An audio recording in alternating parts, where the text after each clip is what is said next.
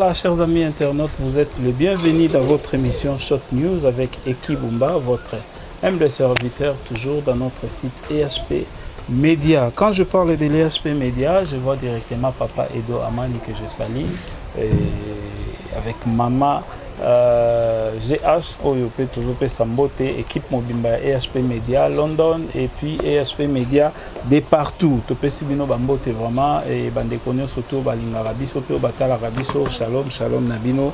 Encore une fois, Toyambi, Moko, Yabasali Nzambe, Nakombo, ya évangéliste Valdoge, Oyo, Torosolanae, Lelo, Namakambo Bele, Zana exhortation, ya Osala, et pas Yabana Nzambe.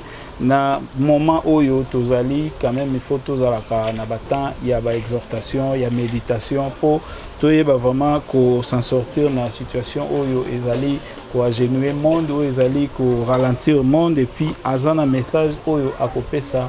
Na part Yanzambe Nasuka, il y a émission, donc tout l'anda vraiment émission. Naboke Bignonso, tu as déjà introduire invité Nabiso. Bonjour évangéliste. Bonjour Papa Eki. Bonne santé, bonne moussalanzala. Ça va dans la grâce de Dieu, tout va bien. Voilà, évangéliste, Webindenge Biso Izalagat. Moi le Sambopo, Nabiso, Nabatu Baolanda, Tolandango, Loko Mabokete, Loko la football, Temeto Landango Penza, Loko Maloba Nzambe. Prions. Seigneur, nous venons auprès de toi comme des bébés qui ont soif de lait. Notre lait, c'est toi, la parole pure et sans mélange. Nous te pleurons de nous pardonner, le roi des rois. Aie pitié du monde entier de cette pandémie qui nous a frappés du coronavirus. Et donne-nous la force d'être toujours dans ta présence pour qu'on puisse faire toujours ta volonté. Amen. Amen. Voilà, merci beaucoup. Na Baenio surtout Bazana Biso vraiment et Longo depuis Tobandi émission et vous allez toujours branché, vous allez décider parce que les un moment qui toko yabiso koyoka liloba yanzambe to landa ndeko na biso évangéliste na biso oyo tobengi na kombo ya évangéliste Valdoge to landa message na ye to landa exhortation oyo bongo biso na bino tokutani tout juste après. Shalom, shalom, peuple de Dieu, shalom à tout le monde, shalom à tous ceux qui ne m'aiment pas, je vous salue au nom du Seigneur. Aujourd'hui, notre thème est comment reconnaître le faux. Ceux qui ne sont pas de Dieu, les faux enseignements, les faux prophéties, les faux miracles et les faux pasteurs. Et comme ce monde entier est sous la puissance du diable, mais Jésus-Christ, il est venu et il nous a donné l'intelligence pour connaître le faux et le vrai. 1 Jean 5, 19 à 20, afin de ne pas tomber au piège du diable. Et bien aimé dans le Seigneur, le diable c'est un stratège. Il est déterminé lorsqu'il cherche à faire le mal, il ne baisse pas les bras. Et il rôde tout autour de nous en cherchant qui dévorer. Il va te détruire dans le corps et il détruira encore ton âme en enfer. Dans ce cas, un enfant de Dieu ne peut pas être comme un vent qui se dirige partout sans destination. Mais un enfant de Dieu, c'est quelqu'un qui vit selon la position. Et cette position est établie en Jésus-Christ parce que c'est lui qui va te protéger pour que le faux ne te ment point et ne te détourne pas du vrai chemin que tu es, qui est Jésus-Christ. Jean 14, 6. Alors, nanga qui n'a éveillé un peu conscience nabino, oh on so biso ba nzambe to salaka, ba na diable pe ba salaka ngo. Diable a opéré un miracle. Diable a simaka la même parole de Dieu au Bible. Biso toza ko utiliser. Le diable aussi a simbarango pas passé évangélise, a passé évangile plutôt. Diable azarana a prophétisaka. A prophétiser le lingue ba nzambe ba prophétisaka, diable peut a prophétisaka. Alors pour vous dire que non, le diable connaît les écritures. La ligne a éveillé un peu conscience nabino na évangile à Matthieu 4 le verset 6 à 7. Jésus après avoir jeûné pendant 40 jours et 40 nuits dans le désert, le diable s'est approché de lui à Eblobina Eboé. Si tu es le Fils de Dieu, jette-toi en bas, car il donnera des ordres à des anges à ton sujet, de peur que ton pierre ne heurte pas contre une pierre. Mais ton pied plutôt ne heurte pas contre une pierre. Mais Jésus-Christ lui avait répondu que il est aussi écrit, tu ne tenteras pas le Seigneur ton Dieu. Bien-aimé dans le Seigneur, Yozawana Kaka, Kolanda Batunyoso.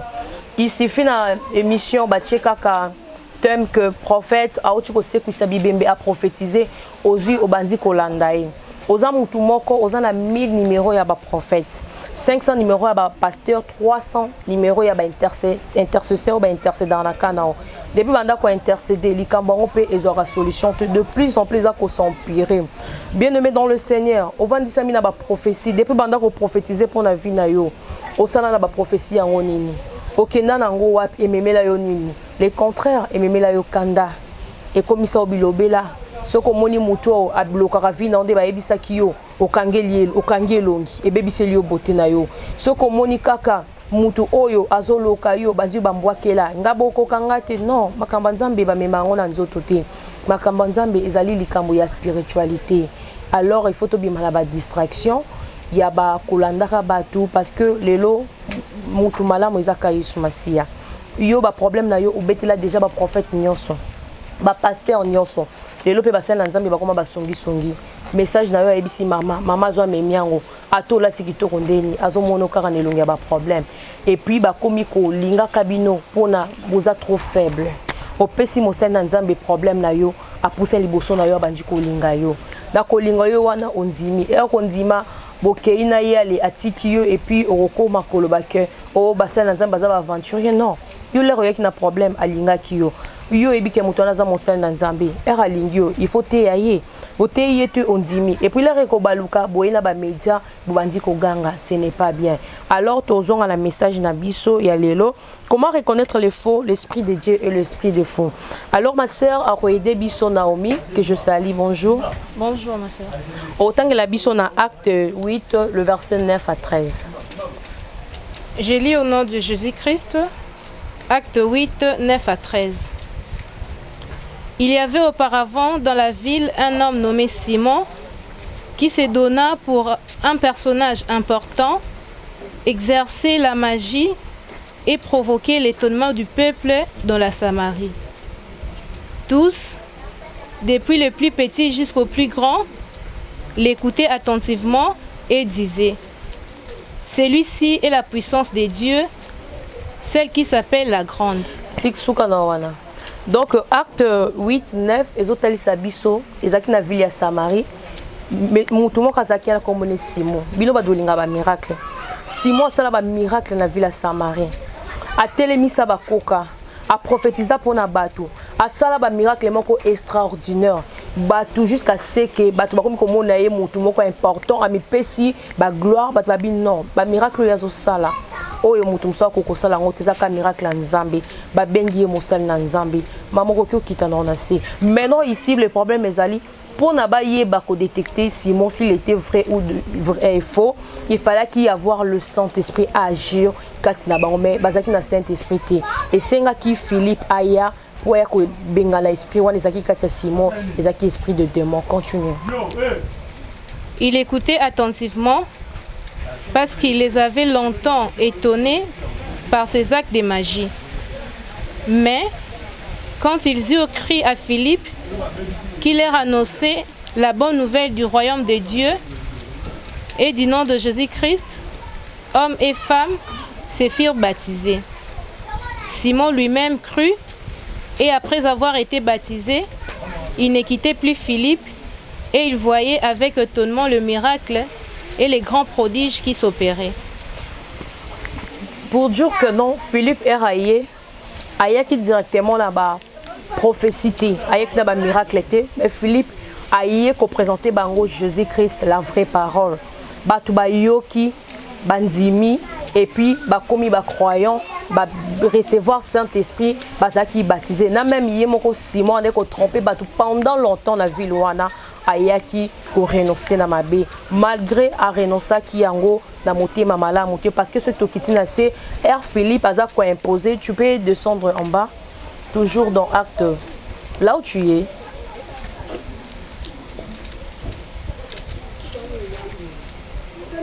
Acte 8 9 13. Il écoutait attentivement en bas des Kita à partir de 14 oui. Les apôtres qui étaient à Jérusalem, ayant appris que la Samarie avait reçu la parole de Dieu, y envoyèrent Pierre et Jean. Ceux-ci, arrivés chez les Samaritains, prièrent pour eux afin qu'ils reçussent le Saint-Esprit. Car il n'était encore descendu sur aucun d'eux. Ils avaient seulement été baptisés au nom du Seigneur Jésus. Alors Pierre et Jean leur imposèrent les mains et ils reçurent le Saint-Esprit. Lorsque Simon vit que le Saint-Esprit était donné par l'imposition de main des apôtres, il leur offrit de l'argent en disant « Accordez-moi aussi ces pouvoirs, afin que celui à qui j'imposerai le main reçoit le Saint-Esprit. » Baneba imposé ma beaucoup Pierre et Jean, bien-aimés dans le Seigneur. Simon a bon qui n'a monté ma mala monté. Azaki n'a pas doute parce que chasse esprit wana on a opéré ba miracle katinaye a proposé ba apôtre mibale wana mbongo afin que ba pesa peut pouvoir ya ko recevoir le Saint-Esprit. Pour vous dire que non, il faut être prudent. Le diable, il est là. On ne peut pas le nier. Il existe. Il est stratège. Donc, on sous Exode 7, 9 à 11. Exode 7, 9 à 11. Tout le monde a comment bananzambe basaka miracle, comment peut ba oyo yanzambe te basaka ba miracle. Mais tokoye baba oyo biso parce que Jésus-Christ il là apesi biso mayele ya koyeba. Tu peux lire pour nous. Je lis au nom de Jésus-Christ. Amen. Exode 7, 9 à 11. Si Pharaon vous parle et vous dit « Faites un miracle », tu diras à Aaron « Prends ta verge et jette-la devant Pharaon. Elle deviendra un serpent. » Moïse et Aaron allèrent auprès de Pharaon et ils firent ce que l'Éternel avait ordonné. Aaron jeta sa verge devant Pharaon et devant ses serviteurs, et elle devint un serpent. Bien-aimé dans le Seigneur, tout le monde est dans Exode 7, ndenge Zambé atinda ki Aaron a Moïse devant Pharaon, aiba ki Pharaon zamta tembe. Pour ndima ke bo chepa na ngai ekozwa nzete ko bwa kanase e ko koma nyoka. Le ba sala ki yango ezaki miracle. Mais Pharaon na ngam na ba magicien nyonso Egypte ba seka ki bango pe ba utiliser ki même stratégie ba bwa ki banzete na bango e koma ki banyoka. Bien-aimé dans le Seigneur.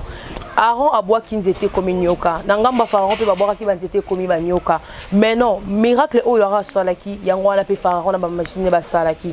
Pour vous dire que non, le diable il est là, il est stratège. O nyoso ba na nzambe ba salaka yé pe azana pour na ko copier, enfin ay ba ko troubler batu, ay ba ko dominer batu ba longwa na ngambu ya nzela o ya malamu ya kitoko ezali Yesu Masia amema bango na fo. Mais na bolingwa nzambe atalisi biso ete yé lokola nzambe verge moko et comme qui nyoka et mela ki ba nyoka nyonso yango komona lelo vie ya mwana nzambe okoko vandisa makana ba prophétie vie ya mwana nzambe robandaka koyoka ba charlatan te. Tu as l'esprit de Dieu en toi. Laisse que le Saint-Esprit aille ba ko agir katinayo. Soki otiki Saint-Esprit agir katinayo te bien-aimé dans le Seigneur. Bat banda ko sayo. Bando sala oka lokola mon pépé. Lelo ba comprendre que non bat balima mbanzambe. Batu balongo na mokili bakomi komemela biso mateya oyo ya bango ya ba circonstances bakoya na mateya moko ba biso bien-aimé dans le Seigneur. Ta vie ne marche pas onyo so sala ke simba kate il faut mita la vie na yo malamu ndenge ni depo banda ba nzambo bongaka te mwana nzamba zambu ta sufraka te ndenge ni depo banda makambo nzambe vie na yo ezo simba te bakoya na ba makambo moko boye ba yebi kena o bango bakoteya bako se retrouver bakozwa toujours bateau oyo bakozala emporter na message na bango. Alors bien-aimé dans le Seigneur, la vie de sanctification n'est pas basée sur le matériel.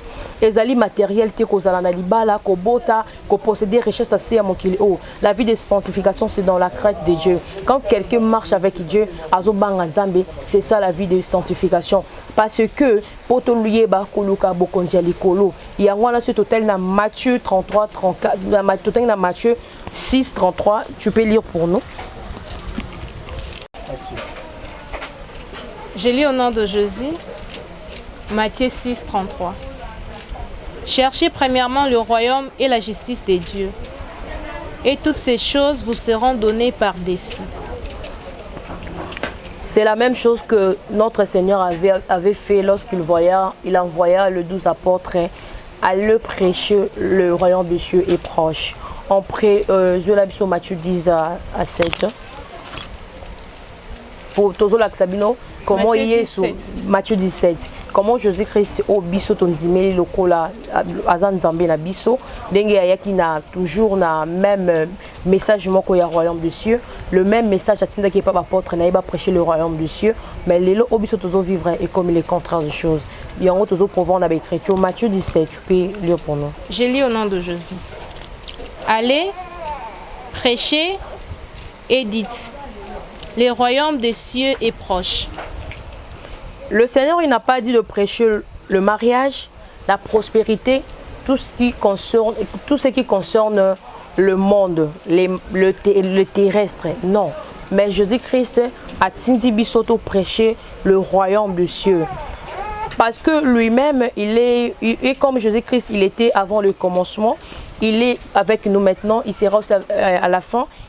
C'est un Dieu omnipotent, omniprésent et omniscient. Donc il nous a déjà averti ce que nous sommes en train de vivre dans Matthieu 24, 3 à 5.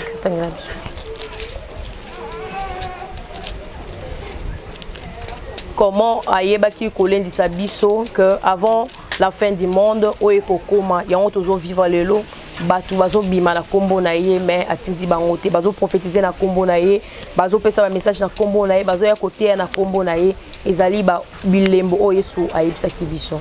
Matthieu 24 3 à 5. Je lis au nom de Jésus. Matthieu 24 3 à 5. Il s'assit sur la montagne des Oliviers et les disciples vinrent en particulier lui faire cette question. Dis-nous, quand cela arrivera-t-il et quel sera le signe de ton avènement et de la fin du monde? Jésus leur répondit, prenez garde que personne ne vous séduise, car plusieurs viendront sous mon nom disant, c'est moi qui suis le Christ, et ils séduiront beaucoup de gens. Vous attendrez parler des guerres et des bruits des guerres. Tu t'arrêtes là. Autant il y a Matthieu 3, 2. Matthieu 3, je prends le verset 10. Donc, quand à toi qui es en train de me suivre, mon frère, ma soeur, tu dois d'abord te repentir. Change d'abord ta vie. Kotika la cause la toujours, kolanda ba charlatan te, koyoka ba prophétie parce que roya ko raté bokondialo la pamba. Tu peux lire le Matthieu 3, verset 10. Je lis au nom de Jésus, Matthieu 3, D. Il disait, répentez-vous, car le royaume des cieux est proche. Yango nzambe la bolingo na ye atindela kibiso Yesu Masiya na moto nyonso akondimela ye akokufa te akobunga te mais akovivre na ye pour toujours. Na Jean 3:16.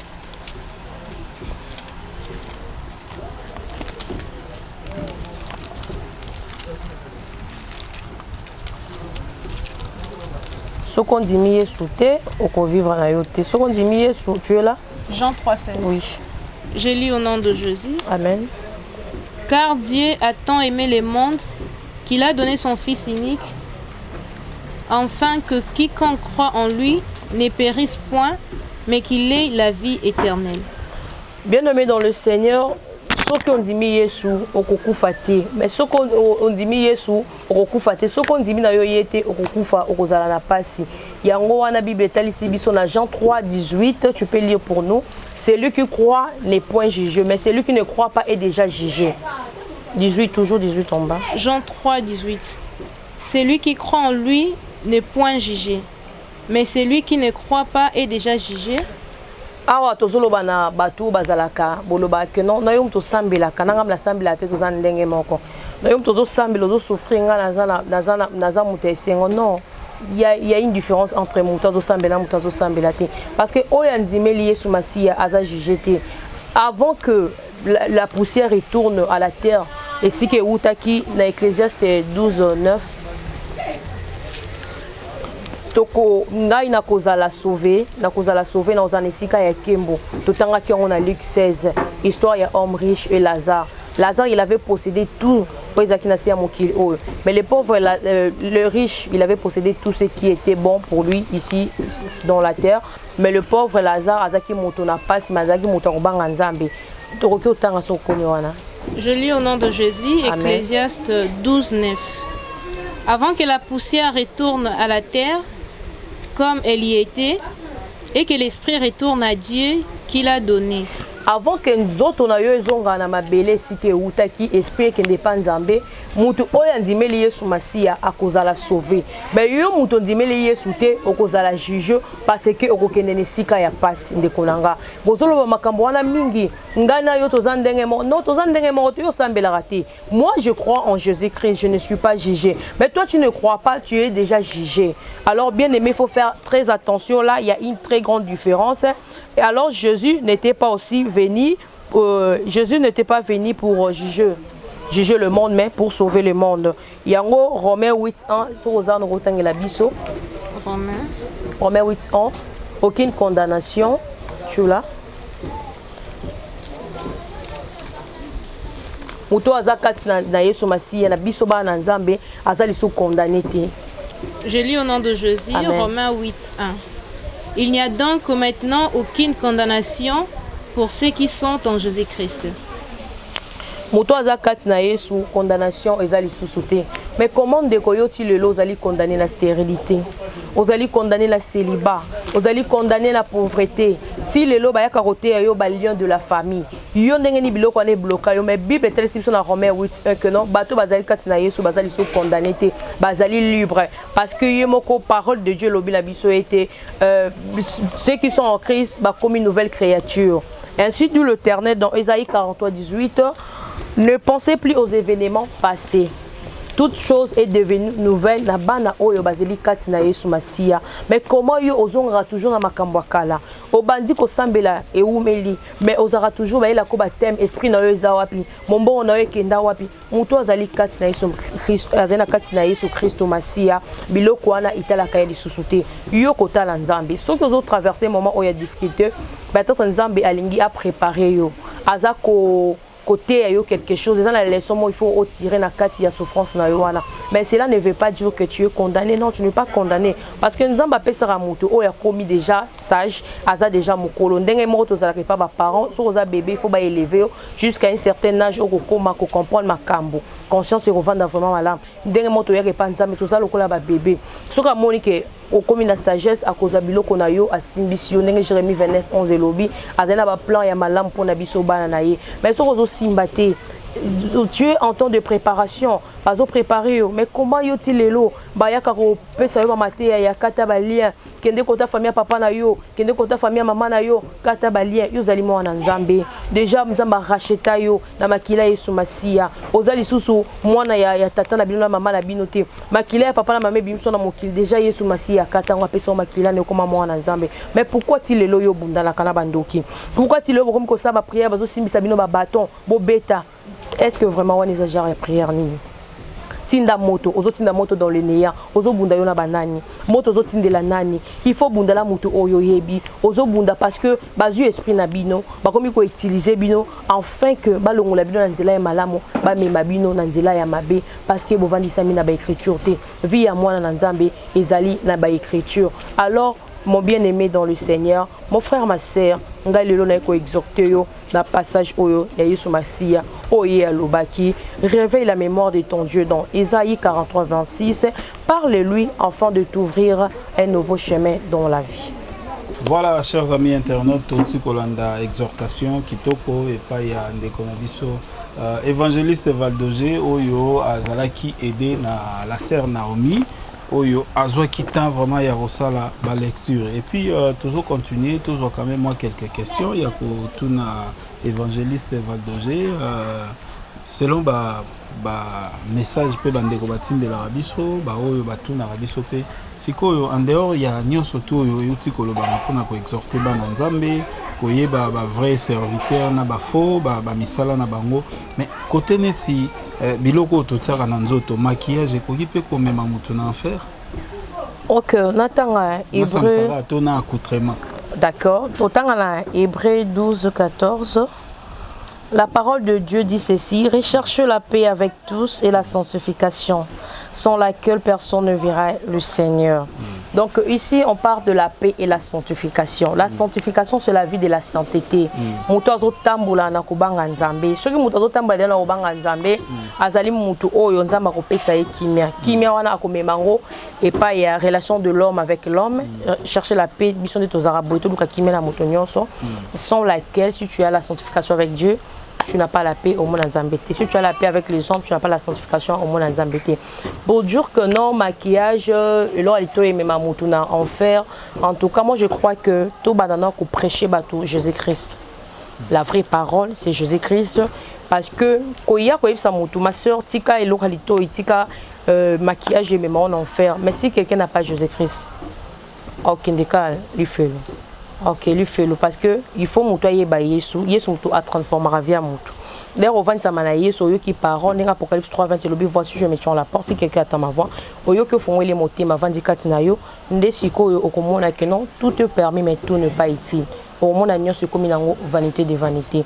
Parce que surtout quand il y a fornication. Ils ont la batte belé na itonga bavandi sami na fornication, bazo vivre na impudique. Ils ont la basse na nzambe, ils ont la bandimi, bazo vivre na impudique auditeur. Ils ont déjà péché. C'est totali donc ils ont ba ka belé. C'est aussi bandi qu'on a besoin mingi baza na poto. O ba yebina no ba dima banzambe mais bazo tambo no banga nzambe te ebele bazo frauder o ba kino ba benga ngo bazo beta nguma la place ba somba ticket ya bis ya train to ya métro ba fraudera c'est déjà péché ba pasteur ebele na poto ne baza na miso ba télémeleza ba ma pasteur za ba papa pasteur so kanga ba kitambala oyo bosala ka bozo travailler au noir ozo sana komba mutu mususu wana eza péché te eza nini ezali aide non. Là, quand tu travailles na kombo mutu, pourquoi pas aux élites en Nzambi ba pesa mukanda? Mais yo pona ozwa lipa olingi au travail na kombo mutu. Yo mon rappel comment on a ba problème, mbongo zo leka na kombo mutu wana na place pesa montant oyo salaki anju ko pesa yo mbongo mutie. Ça le moment na bitumbe komi qui m'exate ba koma binemi parce que moi je travaille pendant on a payé ba manquer ka paye wana oyo ba manquer paye tu vois ba manquer paye parce que yo zaki ta Nzambe te yo linga ki osala pozo lipa mais là yo osala bongo ozoko sa mundele siko osala compagnie ozoko sa mutu una kombo ya mutu so meza yo te là c'est pas péché makambo ze belé obiso to kotika surtout lokuta ndeko nanga eki bana Nzambe batondisa mina lokuta basana Nzambe basana lokuta ya makasi zo mona mutu azo te azo sa ba miracle azo parler en langue mais kuta na monoko na likotika te retourner car eloko bosombi combien ateza na ngolo moko ya $1 omona karaté na sombe ça $50 wana eza péché te wana pe lokuta comme mona lifelo toza mambo ebele na bato batika alors pour bato batika eloko wana ezo singa d'abord il faut botia bato vraie parole eza Yesu Masiya ako transformer vie ya mutu mais soko yemba la mo yebisi mutu parce que ce total ka ya bandingo na so barabe ba la tranquito quoi ba couvrir que na bango mais est-ce que baby Jésus-Christ bon qui va bazo sala makambo ebele ya mabe je sais que boza ba version au pesa ka kenon boza makasa ya ba incorrectien ba de Timothée en tout cas to ye bien on met to bi mana ba distraction tout le canon d'abord elongi ya Yesu Christ Masiya na accoutrement bon na Bible pe ba eza ba biloko e frappara na miso omoni moto akozala akosala me ba mona raté omoni ba pharisien ba fundi ba disciple ya Yesu balobi to remarquer ba disciple na obiso to zaka na coutume avant to lia to sukola maboko mais ba sukola maboko tende Joseph si bango que non eza o e utaka libanda tende me mara lisumu mais eza o e utaka na kati nde opesaka lisumu pour dire que non ba maquillage ba tout là eza biloko ya libanda pensez à mutu o yazo kanisa mabi eza déjà lisumu okola ta malamu mais soko mondi batumi bali bavandi okanisi ke baotonganga osumuki déjà il faut kati na biso za la peto to ba ko sanctifier en to pesa Yesu Masiya esika avanda to mona ke nyonso oyo eza nango vanité mais concernant bah maquillage tout là ça concerne d'abord nous le servant de Dieu les autres belano biso devant dès que tu as la carte est assemblée comment tu as devant bat landa biso moi ça mutu musu so landa mati hôtel maman Valdoge hôtel nae musu so landa mati hôtel ka et la maman la taki sous qui modèle ça qui ça mutu so landa message c'est très important ya ka bengi mwana kangela nga photo wana na musu ni kitoko nga pe fana ça modèle wana moni ça distrait un peu ya ngo les autres singa photo ya la simple là toujours être devant bateau afin que les bateaux bas la attirer na ba biloko tozo ya ba bijoux ba perles tout là tout ça la simple muta ça nini ayoka message parce que tout ça face à tout le monde genre surtout bato ya lolenge na lolenge babola bazali ba pauvre bazali ba plus riche bazali mais là on a yé simple ils ont mutu mususu amoninga na bedi moi suki nanga azala sans complexe donc ngapi pona bima ataza na mbongo ya kotia suki ba tissage ya cherté azu suki ne abendi ata suka zangi mbongo maquillage akosani azwi kaka elongi na bongisi kitoko asani ya mama Valdoje pasaki bongo asani ni na sali mais ko s'accrocher na eloko ndeko maka péché donc avant la seule émission na yebi faut abeta un modèle mo ya kanda le quoi la grémencer bateau il faut na lata moi elo alto imoro et attirer attention bateau ya marque lande ko maka péché mais sozo ça makambo nza matara biso to ya pa na intention nous ya na on sozo ça makambo l'intention moi motema malamu en tout cas là c'est normal mais sozo ya aussi la façon que na tout quand de ko eki na lati marque moro boy pona bimisé le roi ya ebola tate là c'est pas vraiment bien en tout cas bande ko nanga ba sel na nzambe to te ya d'abord yesu masia parce que oh nyoso wana bozo loba wana to boité mais mutu pas changer ça yesu ta changera mutu yoro yo te ya mutu tika maquillage atiki tika faux cheveux atiki tika manzaka atiki la ta roba mlaya lati siko so yebine yesu te finalité za wapi OK li felo mais mutu ebi yesu otambo wana yesu osani obanga yesu pe na bible ba souverain sacrificateur ba Moïse ba la ta ba patona ba soulete de papa ikiolati lelo. OK. Parce que là bozo ya na makambo wana que non moi s'il faut la robe mlai bilo bibo na la robe aux exemple suivre bokangi singa la loquette on a sandales sous l'été et puis ils appellent bien biso tout dans la carte d'écriture donc c'était par rapport à ça.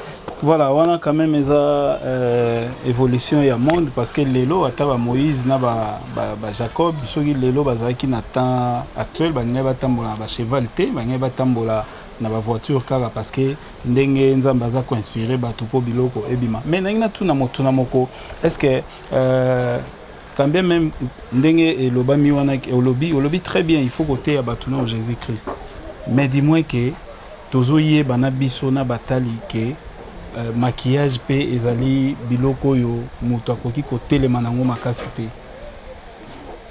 Dans le bateau. Tout le baneti bon parce que ils ont fait partie dans maquillage, ba tatouage, ba maquillage na binonde botsa ba manzaka ba nini donc nyonso tout wana.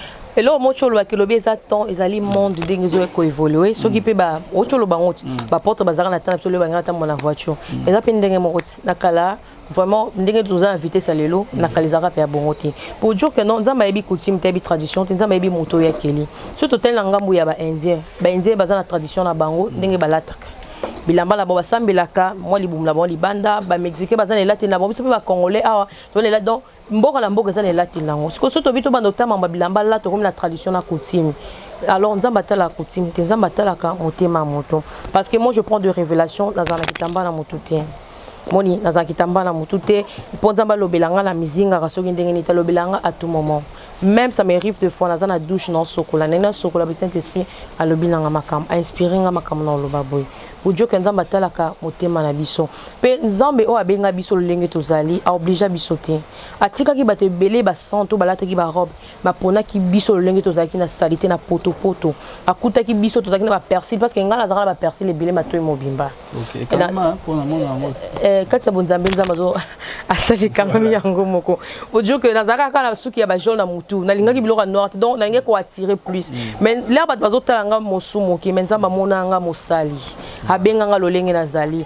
atalaka critère na ngai te donc nzamba atalaka critère te biso to ya abengi biso lolenge tozali to ya lolenge tozali alobela biso lolenge tozali na mabe na biso to ya pe kopesa ndenge lolenge zali parce que ce que tozongi kana la parole de Dieu Jésus-Christ là a sa pouvoir il a maloba je vous ai donné le pouvoir de ressusciter le mort guérir le malade purifier les lépreux chasser le démon vous avez réussi gratuitement donné aussi gratuitement ne prenez ni sac ni or ni argent mais là vous avez faire ça dans vos bombi muta bengi dans un problème allô papa pasteur tout maman prophétesse dans un problème boyumba mo yo ki olobiki OK ça là au fond ndambo est-ce que Jésus que ça va être bon voilà besoin ozana eloko apema na to ozana ni botinda to ça c'est ça ba prière est-ce que Yesu fait biso to ça la bon non les sumu o bozo sala pesa les sumu bozo senga nzamba pesi bino gratuit mais bino bozo senga mo pa le moment au tek évangile eza péché donc masumu eza kaka maquillage te robe te masumu eza lolenge belé okaniseli mutu mabe osumuki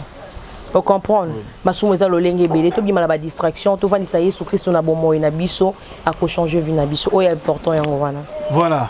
D'accord, toko bakote ya batu Jésus-Christ kasi ba otika batu pe na o mususu ote na bandeko nyonso tout ba zwa penza maquillage so ga vandeli yango 30 minutes 1 heure du temps ta okende église te nino koyebisa bango ndeko na ngai maquillage Zoye sous Christ on a vendu ici na bon moyen nangai a transformé vie nangai na comme on a zalelo so na bete lelo est passé nangai o lobake pona comme on a zalelo eza Yesu Masiya muto mokila te ngate et makambo ebele na tika eza muto mokila ebisanga te mais Jésus Christ qui est en moi la mona yenda za motuya o nyoso mokili ba bilora matoy ba maquillage na mona ngoza pamba na mona rapasi nazo na fana 1 heure de temps na banda ko maquiller longi na mona 1 heure de temps na passer en présence en Zambie donc na za tenté je vis ma vie selon l'esprit j'ai appliqué la mort dans ma peau. Au même croix dans Yomoko Hollandi sous Massia. Sur Rosa, aucun même croix, tu n'es pas digne de suivre Jésus-Christ, c'est ça. Donc, au monde agneau, c'est ça, ni vanité. Mais on ne peut pas s'accrocher, on doit s'accrocher seulement à Jésus-Christ. Il y a des photos de Singamaï, Tissou, qu'on a pas de photos de Singamaï. Mais sur le commis côté loco, non, avant d'habiller, il faut se maquiller. Là, ça devient un péché. Parce que sans Yozo sans maquillage, tu n'es pas au vivre à tes. Alors, il faut totalement savoir que non, sans Jésus dans ma vie, je ne peux pas vivre. Et tant qu'il y a Jésus, je dois vivre. Maquillage, les allées à la tête, moi je vis. On a toujours yo. On a complexe le no poani. Bon, moi, on défend la zolo milai. On a complexe zo. On s'allie zolo muku. Bota mizo muku, c'est kazo muku c'est. On bota mi le nganga zabo. Na ben na on dengue non. Là, ça l'ending la zaline des zamba à salinga. C'est ça parce que nous autres, vanité. Et aux on a ma belle, mon lit, moi qui ne pas. Tu vivre selon l'esprit. Tu vivre selon bilo comme utilité. Maquillage, les allées à la tête. Salama kambo que au salé. L'ambez à la tête là, t'as pour la gloire en Zambie. Qu'on l'a t'as pour influencer. Bah tout côté maquillage, t'es pour se dire bah tout non. En tout cas, il on a coupé sa message en voilà, merci beaucoup. Rappel Mouké, peut-être sous information à Bamisusu, première dame ya Nigeria, to ex-première dame ya Nigeria, à Kenara Rotika Nzoto naye, to Kenara Kokufa en Espagne, Bikolo ya Roluka, ba opération, benga oni ba chirurgie esthétique. Donc Stella, maman Stella, moi aussi à Obasanjo, à Kenara Rosala Makamwana et Boumagaye. Donc ça n'a rien à voir avec Luka, avec dessiner, avec zong sazolo, so ende nini, ndengenza basalio, asalio bongo parce que mutuna mutaza na dessin na e, mutuna mutaza na forme ne, sepela na oyo zanango. Évangéliste Valdoje, message nini okokai kopesa bana nzambe na mukolo lelo poto suki sapenza mission na biso. Message na yaki nango ya liboso révélation nzambe ya talisa kinga concernant basal na ye. En tout cas année oyo nzambe ko frapper azana kanda makasi. Parce que Belé Bazoya na combo na yatinzi bangote na loba qui on peut dernièrement na émission na plateau oyo et puis à la yo tali sangai azana pasteur moko aza marié aza bisexuel donc azana moi si maza pédé oh oui eza makambo vrai na zoloba onzamba tali sakingai en tout cas ba il faut ba bima na église na ya ni tonga munene pe na avant limité. Il est marié. Limité quoi? Oui, parce que Bamsuba Oloba, moi d'abord Kanga déjà na Géoane, mais on a le beza été. On a déjà binomo d'abord détecté à ta forme na inde na yo kana ba station réseau Obama, mais on a le bawa les a été à marié, à na église amené na limité. Donc à PD papa ici qu'on allie avec beaucoup de respect, je te salue au nom du Seigneur. Nous avons déjà arrivé les misala na yo. Pourquoi au sali bongo, au sali nzambe passe. Ce qu'on continue à co-exposer tout ça pour apparaître. Aux succès, mais succès alliés sur les bisotés, bisotés aux instruments nzambaza ko utiliser. Ata pona mbongo okyo sele loko anate. Yangozo mwana muto ana mingi akomi côté ya bamate ya mobo pour faire comprendre les gens. Omoni moyibi, muto aza moyibi. Est-ce que babeta lisolo moyibi, osani, o défendre. Parce que pas za moyibi. Omoni ndoki sika ba dénoncer ndoki o lingati o ko défendre parce que ye moyibi kaza ndoki. So ngape na tiki ba dénoncer ngape ba ko dénoncanga. Yangozo mona ke mikolo ina bamate ya moko tellement azo souffrir. PD biso mo so bi PD ndenge abimana mobali. Je peux pas citer. Tellement azo souffrir ne sika bimana mobali akomi ko ya ko talisa bato bamate ya moko que non on dirait ils ont mabete. Ils ont m'habité, donc vous comprenez, le Saint-Esprit a aidé, vous comprenez, je pars de la part de Dieu, c'est ainsi dit l'Éternel, c'est que Dieu a révélé. Et puis, Ami Balé, nous avons battu Kingai concernant consacrer l'église.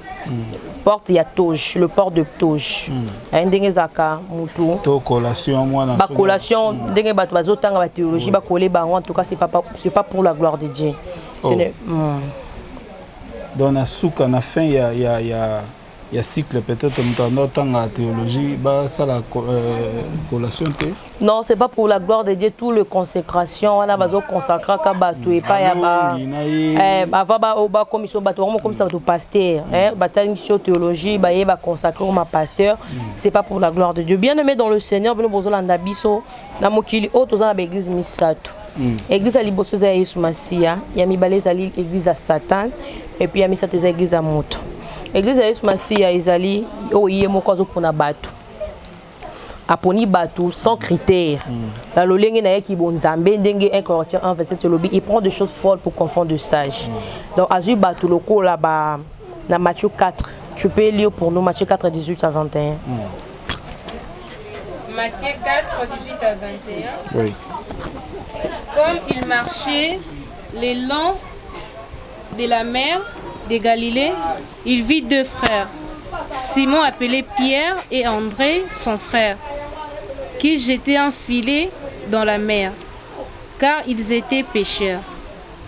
Il leur dit, « Suivez-moi et je vous ferai pêcheurs d'hommes. » Aussitôt, ils laissèrent le filet et les suivirent. De là, étant allé plus loin, il vit des autres frères, Jacques, fils de Zébédée, et Jean, son frère, qui étaient dans une barque avec Zébédée, leur père, et qui réparaient leur filet.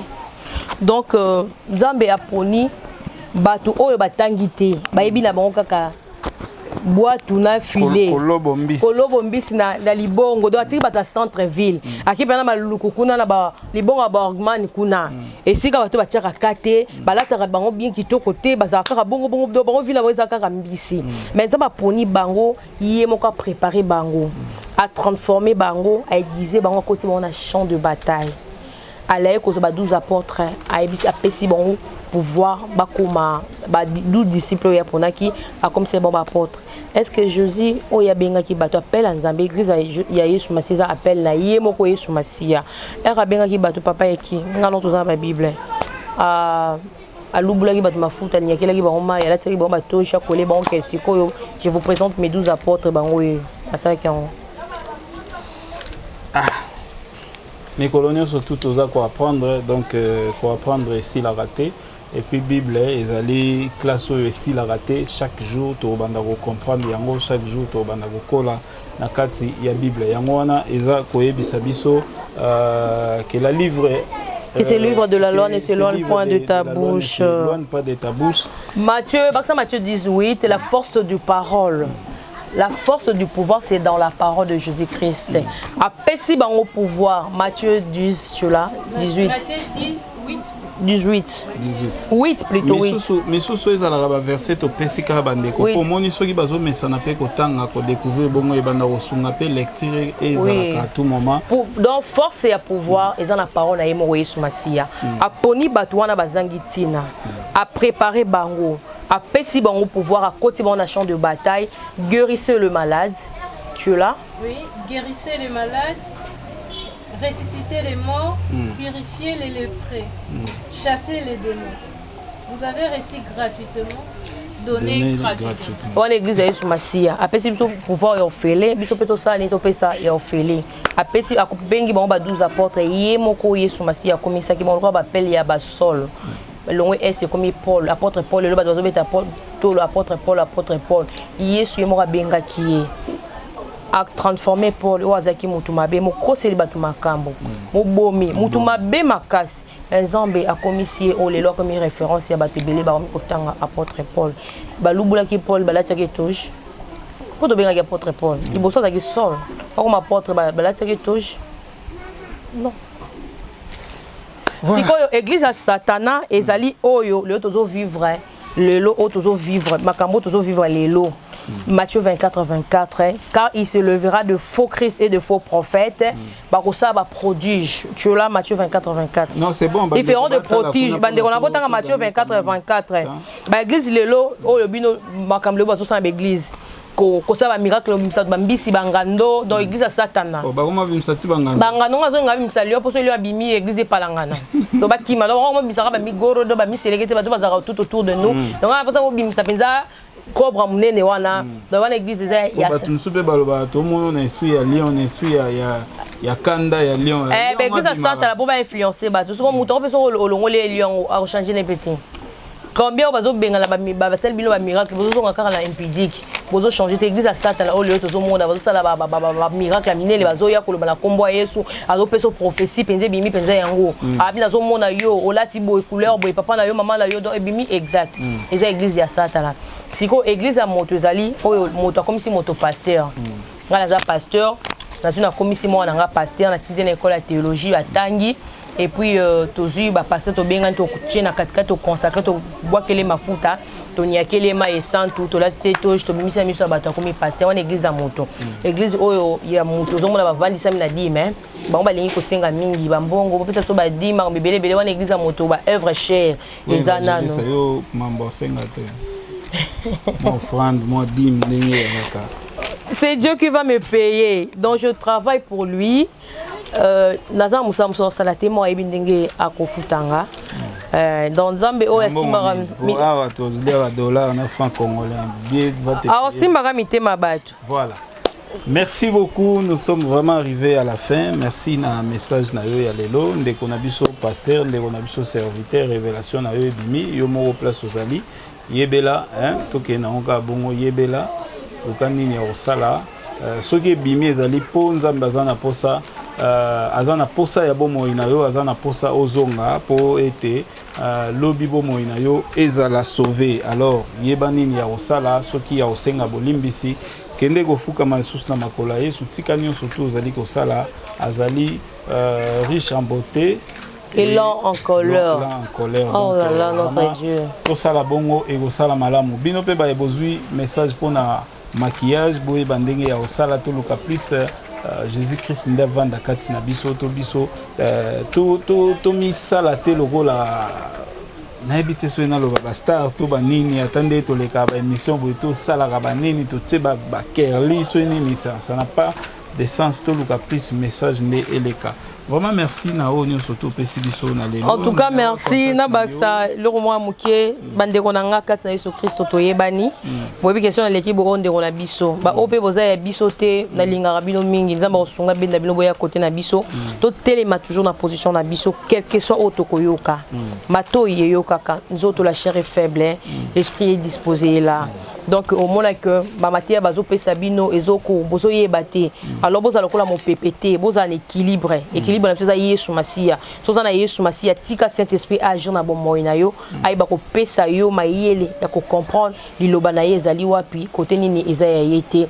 Donc tout ça toujours na isika to telemi, tout cela est toujours mon thème et puis na baksa pour na message ya il y a pandémie autozo vivre oyo et ça révélation à Matthieu 24 bien aimé dans le Seigneur ozo Bible na yo ici kozo landanga tanga Matthieu 24 de verset 4 suivant jusqu'en bas on comprend que auto vivre ça révélation Matthieu 24 et ça fin du monde et ça li ka commencement il y a douleur il y a affrontement autozo vivre oyo nza bazo préparer biso pour comprendre que non l'enfer il existe il est réel ainsi dit l'Éternel bientôt nous serons à la kimia nzamba qui déjà mawa ayoki mawa ayoki kolela bana na ye toza nelikia toza la paniquete en tout cas nous serons en haut bien et puis numéro là toujours au contacter là ngai bo benga ngai na oui toujours mon numéro là en tout cas merci. Merci beaucoup Bino Bovanda qui besoin qui tana Bino koyoka biso pe kolanda vraiment émission e bandeliti suka ata mulai na ngoto mukuse na ngo bozala ki wana. Merci na Bino soki ba remarque boko makara ndenge to mesana na biso kotanga ngo pe soki ba félicitations boko mato mesana na ngo ezalaka malamu pona ko bongisa musala na pona lobby na ngo ekende toujours bien Bino pe ba oyo bobenga biso pona bandeko na biso oyo tolekisaka te wana tosolango so obengi. Merci tokutani très prochainement tolobi gande toloba na suka émission na biso ensemble na bino. Glory be to God.